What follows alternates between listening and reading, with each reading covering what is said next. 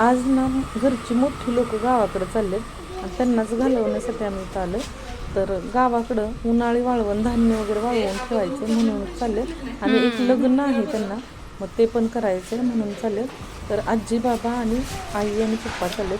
तर आजी बाबांना आई पप्पा जिथं असतील तिथंच राहतात म्हणून मग चाललेत. तर इकडं बघा सकाळ सकाळची तयारी चालू होती जाण्याची. तर गाडीतून बाटल्या आणल्या होत्या पाणी भरून न्यायला. तर म्हातारी माणसं आहेत तर पाण्याची वगैरे पूर्ण काळजी घेतली पाहिजे. इतकं उष्णता वाढली आणि उष्माघात होण्याचे चान्सेस जास्त आहेत, म्हणूनच मग एवढं पाणी न्यायचं होतं. जरा थोड्या कमी न्यायच्या होत्या पण सगळ्याच बाटल्या घेऊन आले होते. इकडं बाबांचा नाश्ता वगैरे झाला होता. आई इकडे डोसे करत होते, मी इडलीचा कुकर लावून झाला होता. तर आईंचं चाललं होतं डोसे बनवून द्यायचे.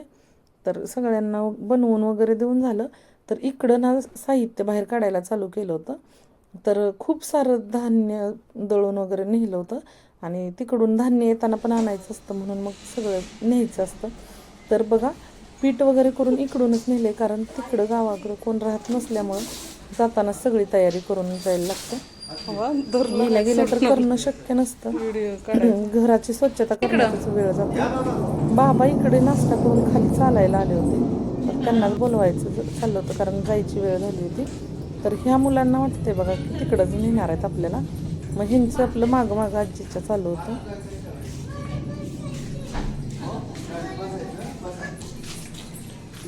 सर्वस्वीला तर एवढा आनंद झाला होता की आपण गाडीतून जाणार आहे, पण तिला माहितीच नव्हतं की आपण जायचं नाही. पण ठीक आहे ना, लहान निरागस मन आहे म्हणून आईने त्यांना गाडीत बसवलं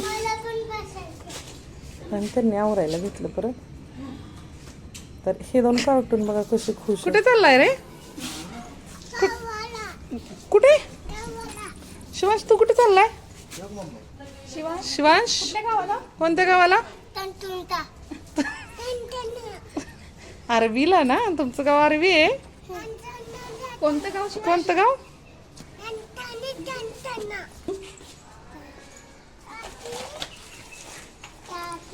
इकडं गाडीतनं साहित्य भरायचं चाललं होतं. कुठं ठेवून कुठं नको असं एवढं साहित्य होतं, कारण मोठ्या लोकांचं म्हणजे आजी बाबांचं पण साहित्य काळजीपूर्वक घेणं गरजेचं असतं. ते जाताना तिकडं आणि येताना इकडं आणणं गरजेचंच असतं. गरजेच्याच वस्तू घेतलेल्या आहेत, पण ते साहित्य एवढं झालं होतं ना. तर बघा इथं मी उतरवत होती, शिवांश पटकन उतरला पण शिव उतरायलाच तयार नाही. सर्वस्वी खाली ये, दादा आलाय.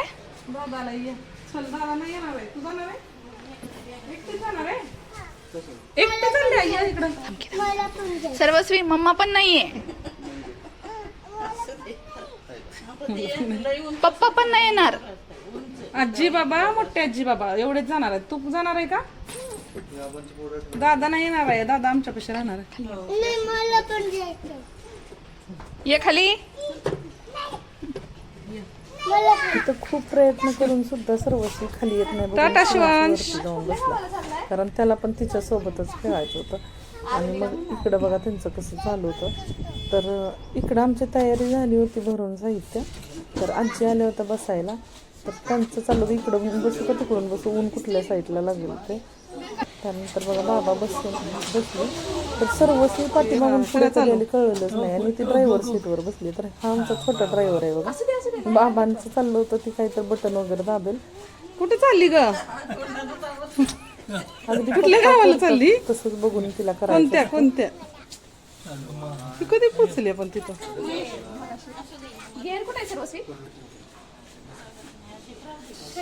इथं आईनं शिवांशला समजवत होत्या खाली उतर म्हणून, जागा भेटायची ना आजीला.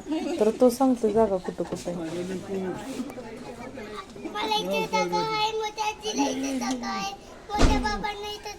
छोटे बाबा, छोटी आजी कुठं आहे आणि आम्ही कुठं बसायचं? आणि आम्ही गाडीवर. ए उतरा चला. चला या. आपण गाडीवर जायचंय.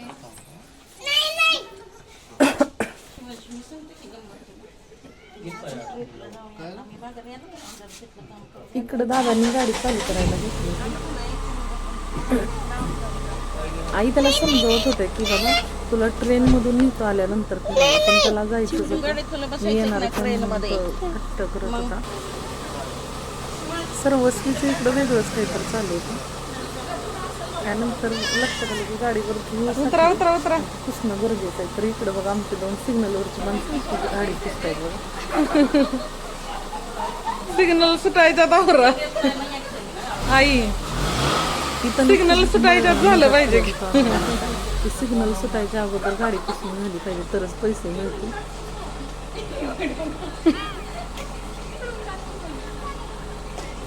कशाला बाबा काका सगळेच चालले नाही का. गाडी पुसायची चालू.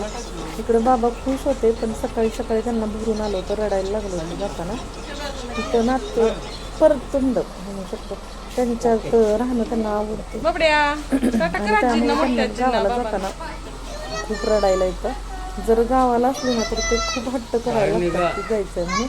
तर हे किती दिवस राहतील माहित नाही, महिन्याच्या तयारीने तर ते चाललेत, पण किती दिवस राहतील हे काही सांगता येत नाही. कारण बाबांना तिथं करमत नाही, त्यांना आता परतंडांबरोबर राहायची सवय लागली. पण नातवांच्या तेवढ्या माणसांच्यात राहायचं असतं. आजीला मिठी ते मार. हट्ट करतात की जायचंय पुण्याला म्हणून. तुला काय सांगते इकडे आजीची आणि नातीची गळा भेट झाली. Bullet train. अगं बाई घेतलं.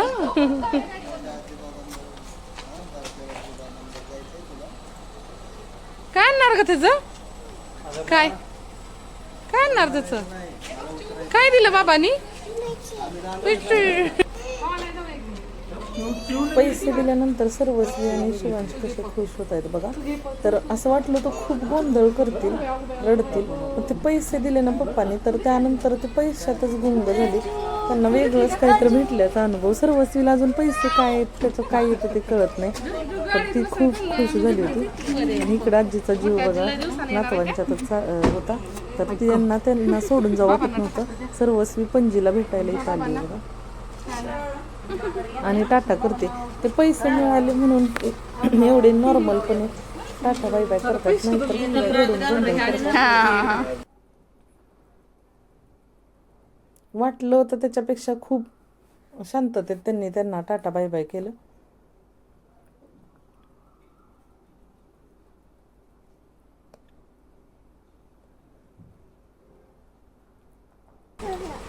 सर्वस्वी कोणी दिले? कोणी दिले का? कुठल्या बाबांनी? बाबांनी काय आणणार तू? सर्वस्वी सांगत होती की बाबांनी पैसे दिलेत आणि त्याचा खाऊ आणायचा आहे. तर तिला आम्ही सांगत होतो खाऊ येतो या पैशाचा, म्हणून मग ती खाऊ आणायचा म्हणत होती.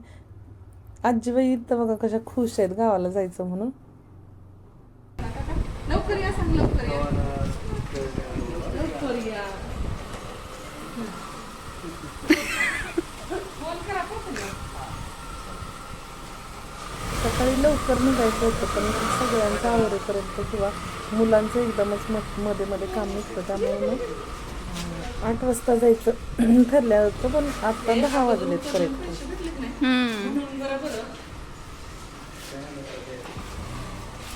तर ही गाडी आमची गावाला चालली. माणसं आलेली किती पण खपतात आणि निघाली खरंच मन भरून येतं. तर खरंच जिथे माणसं असतात ना, तिथेच खरं घर असतं म्हणतात ना, तसं वाटतं. खूप शांत वाटतं, खूप एकटं वाटतं. आता आम्ही दोघी जावा आणि हे दोघे भाऊ आणि ही 2 मुलं अशी 6 माणसं आहे आम्ही मिळून सगळे. तरी पण ही 4 माणसं गेले तर असं वाटतं की घर सर्वस्वी इकडं सर्वस्वी रुसून बसली. तिला आजी बघायची होती, आजीला बघायचं. तिला म्हटलं आजी गेली, यायला वेळ लागेल तिला. शिवांश कोणी दिले पैसे? ती रुसून बसली. परत त्यांचं बघा मुलांचं खेळणं. तुला कोणी दिले? कसं असतं त्याचं काय? मुलांच्या लक्षात राहत नाही ही बरं गोष्ट. काय आणणार त्याचं? म्हणजे भारी काय असते आणणार कारण त्याचं? पैसे काय आणणार? काही गोष्टी सोडून द्यायला पण त्यांच्याकडून शिकण्यासारखी. तिला करमत नाही म्हणून पप्पा ऑफिसवरून दुपारी आल्यानंतर मग आम्ही तिला असं आवरून घेऊन चाललो होतो बाहेर, फिरवून आणावं म्हटलं 5-10 मिनटं. तर ऊन खूप आहे म्हणून मग टोपी वगैरे घालून नेली. संध्याकाळी 6 वाजता ना दिवाबत्ती केली आणि मग म्हटलं पोरांना खाली खेळायला घेऊन जाऊया. शिवांशची मम्मी क्लासला गेली होती म्हणून मग मी इथं दोघांना घेऊन खाली आले. तर सर्वस्वीनं चप्पल ना लाईटचं सेक्शन असतो ना तिथं टाकली, तर ती काही काढता येणार नाही, तिथं कुलूप आहे, म्हणून मग मी तिला बिना चप्पलचीच खाली घेऊन आली. तर इकडं बघा क्रिकेट चालू होतं मुलांचं, ही दोघं बघत होते ते. आणि त्यानंतर मग माझ्या आवडत्या पॉईंटला बघा मी इथं थांबली. हे बघायला मला खूप आवडतं, कारण संध्याकाळच्या वेळी किंवा सकाळी चालायला जाते त्यावेळी मी हे आवर्जून इथं थांबते. 5 मिनटं ना मनाला शांती देते. हे नदी बघितल्यानंतर खरंच खूप भारी वाटतं.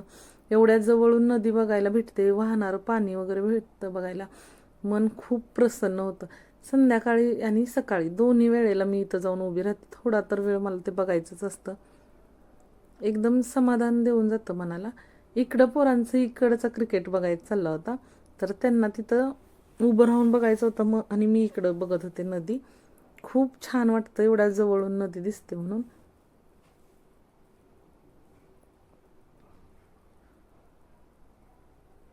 असं संत वाहणारं पाणी बघून भारी वाटलं आणि मन प्रसन्न झालं. मग इकडं बघा पोरांचं खेळणं चालू होतं.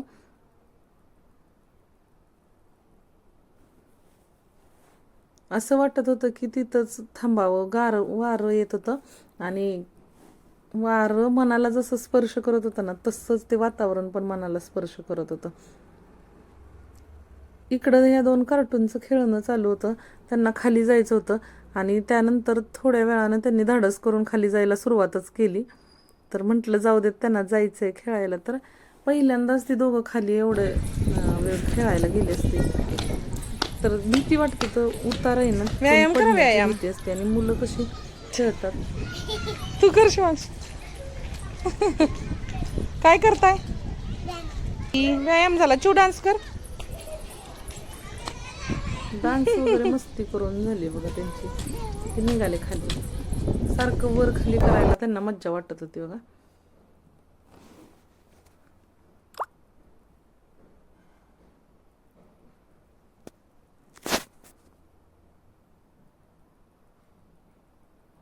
हा एवढा मोठा उतार आहे ना, त्याच्यावरून खाली जाताना किंवा वर येताना खरंच भीती वाटते. मोठ्या माणसांना वरती चढताना पायाला गोळे आल्यासारखं होतात, पण लहान मुलांना कुठून एवढी एनर्जी येते काय माहीत, की ते खाली वर करत असतात सारखं. खूप मुलं आहेत सोसायटीमध्ये, पण आत्ता सुट्टी लागल्यामुळे बरीच लोक गावाला गेलेत, तर मुलं पण कमी आहेत इथं. तर थोडीशी जी आहे ते इथं बघा खेळत बसलेत. तर ह्यांच्याबरोबरच ह्यांना खेळायचं होतं. इकडं या दोघांना ना त्यांचे पप्पा आलेले दिसले होते. हळू चू. तर कसे पळत सुटलेत बघा पप्पांना भेटण्यासाठी. ते दोघे येताना दिसले की यांचं पळतच जायचं चालू होतं. कधी एकदा त्यांना जाऊन भेटतोय असं झालं होतं.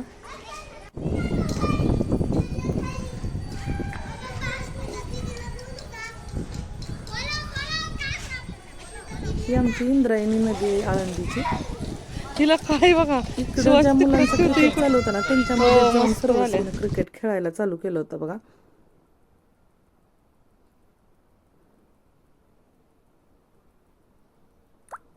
दादा बरोबर खेळून झालं. त्यानंतर मग पप्पाला बॉल टाक म्हणत होते, मग पप्पानं पण चालू केलं बघा.